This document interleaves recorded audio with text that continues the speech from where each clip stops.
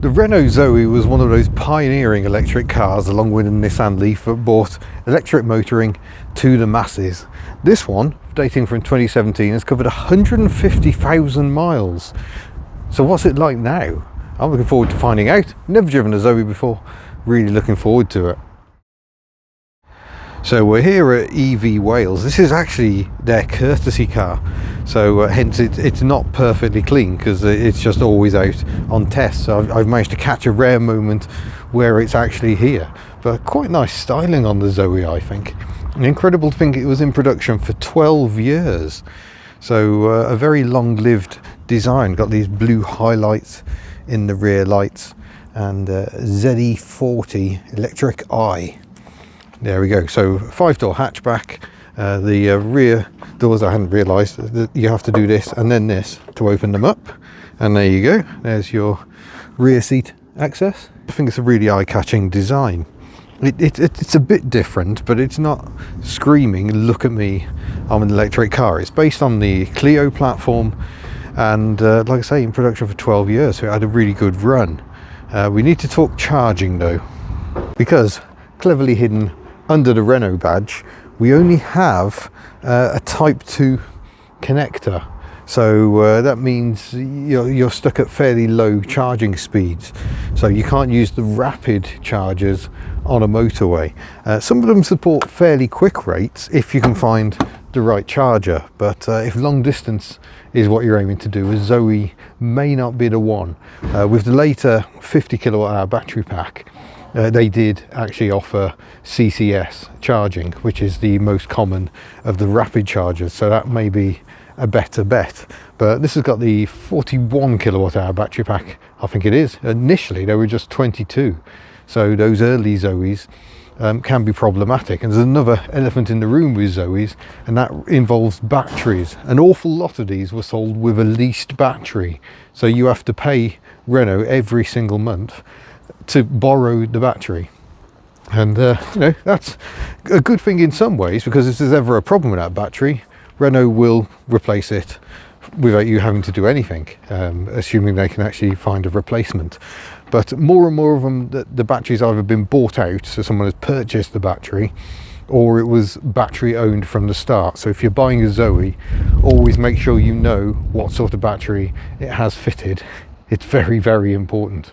Quickly taking the interior, it's all fairly normal enough.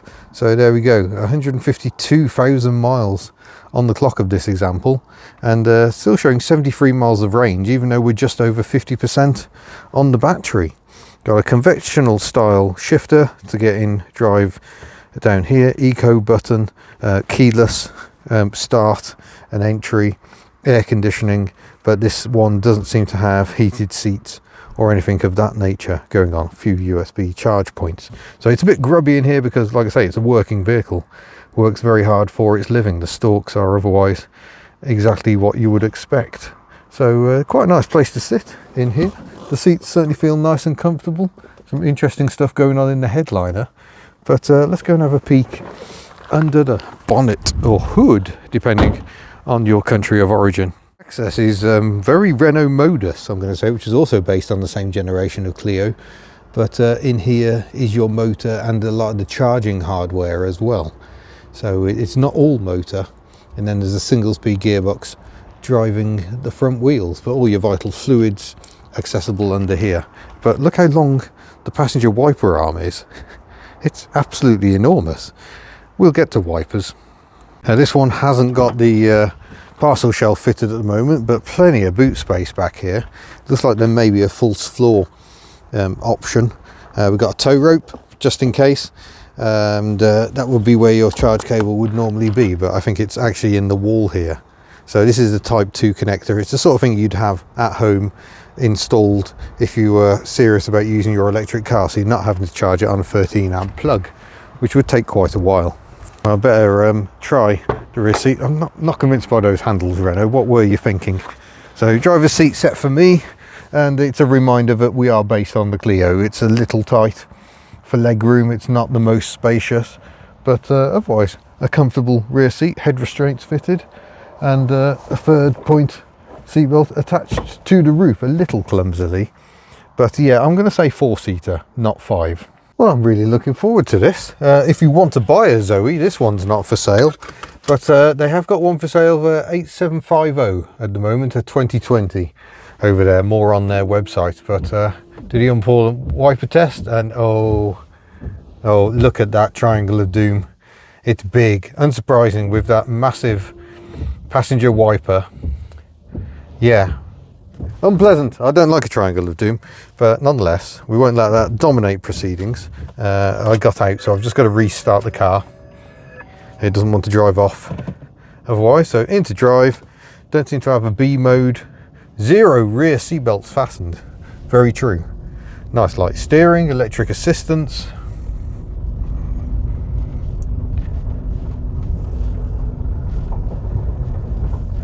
So this is quite interesting because the other day I actually drove my dad's Renault Megane E-Tech, and that's effectively what has replaced the Zoe. And this is interesting because this is like the Pioneer. This is the one that came first. So it plays a bit of a chord outside as we're driving along. It fades out as we get up to 20 miles an hour.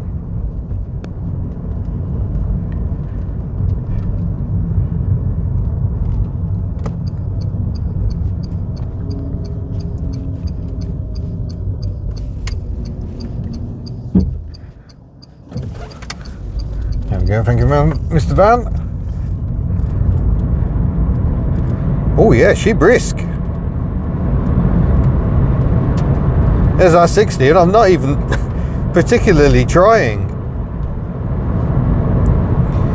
And then that's it, you're just cruising at 60 miles an hour with a minimum of fuss.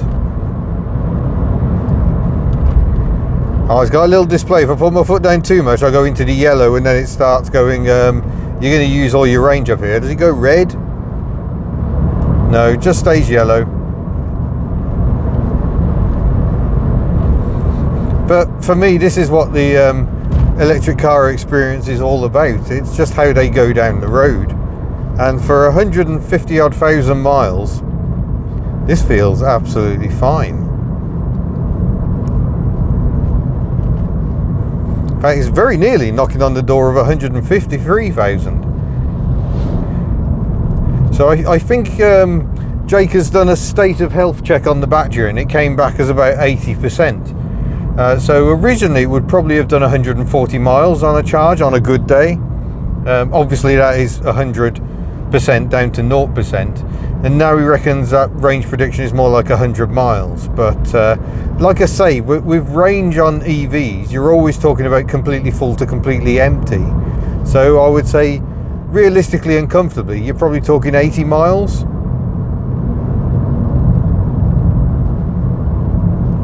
We're going downhill and slowing down, so we're starting to regenerate. So that motor is now pushing electricity back into the battery again. So if I lift off completely, yeah, it's quite a gentle regen, and I don't think it's adjustable. No, that's stereo controls I can feel there. So I think there is just the one level. But this is very nice, very peaceful, very comfortable. The ride is a little firmer than I expected. I was expected slightly better, I think, from a French car. Renault are very good at ride and handling all at once. But accelerate up to 50. That's just, instant torque. Yeah, instant torque, minimum of fuss. I mean, don't get me wrong, I still love car engines. And thrashing my 2CV down a twisty road is still one of the most entertaining things it's possible to do. But it's this simplicity and the smoothness is what makes the electric driving experience so enjoyable. And that's why I like EVs. I'm not being paid to like EVs. I don't think I'm saving the environment by driving EVs, though I do concede there are definite benefits, especially with a number of them in cities compared to petrol and diesel cars. I like driving electric. This is where my enjoyment comes. The fact that it's so simple, so easy, so relaxing, and for day-to-day transport, when you've just got to be somewhere, that's kind of ideal. There are still huge question marks about charging, of course, but you know, at the most I tend to cover about 200 miles a week locally, I'd be charging this a couple of times a week. Feels like it makes sense, really.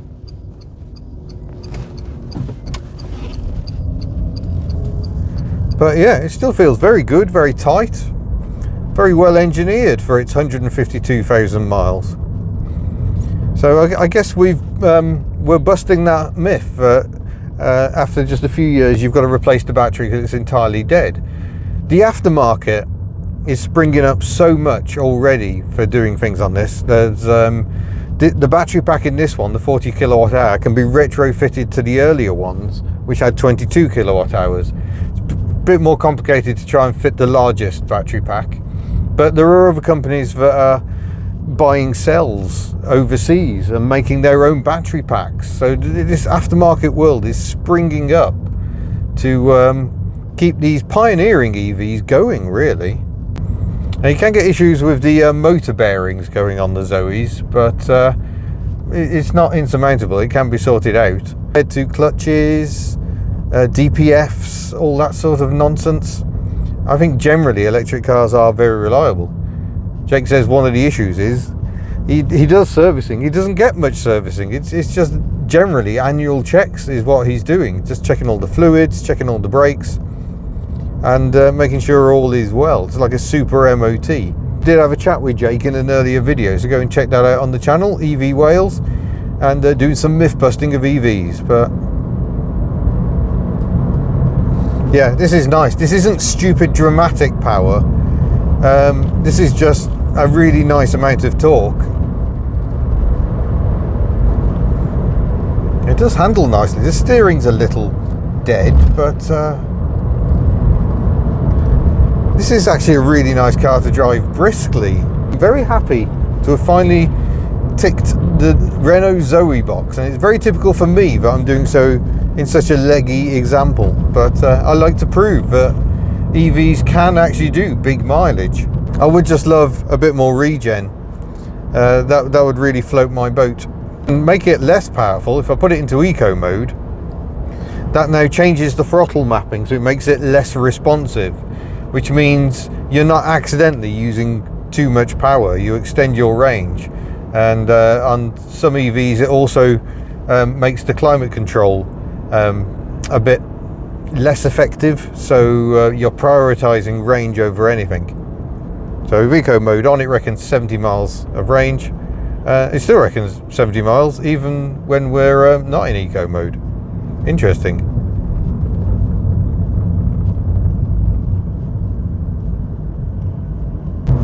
Love it. For climbing hills, there is nothing better than that electric shove. Marvellous.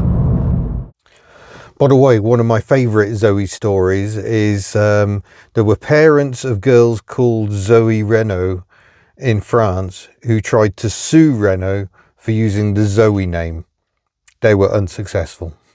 So there we go, that is the Renault Zoe. Nice to have finally ticked the box, and also prove that 150,000 miles is apparently nothing to a Renault Zoe, although the heater, I'm not sure the heater's 100% working on this example, but like I say, it's just a working courtesy car. So if you bring your car here for service, you can borrow the Zoe and see what it's like. They also sell Zoes. This one for sale, 8795, is the 50 kilowatt hour version. So I think you get the rapid charging and you get a bit more range. But very interesting cars, the Zoe. Like I say, an absolute pioneer in the world of family EVs. That alliance with Nissan, very, very useful. So I hope you've enjoyed that, and don't forget, you know, to the Hubnut store and buy lovely merchandise if you wish. And we've got lots of electric videos generally. Look for the playlist Electric Thrills, and we'll see you in a future video. Farewell.